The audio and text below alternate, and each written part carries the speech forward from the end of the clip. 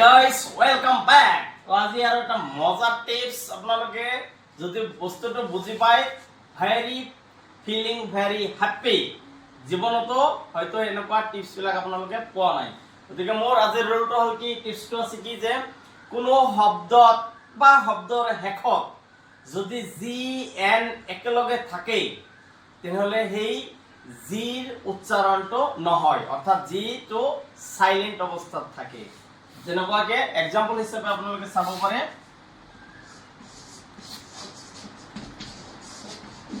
Design. তো মই ওয়াৰ্ডটো কৰিছো ডিজাইন, কিয় যে লাষ্টত কি আছে জি এন আছে। গতিকে মোৰ নিয়ম মতে যদি জি এন থাকে একেলগে বা জিৰ পিছত যদি এন থাকে তেনেহলে এই জিৰ উচ্চাৰণটো সাইলেন্ট হৈ থাকে। ঠিক অ্যাসাইন,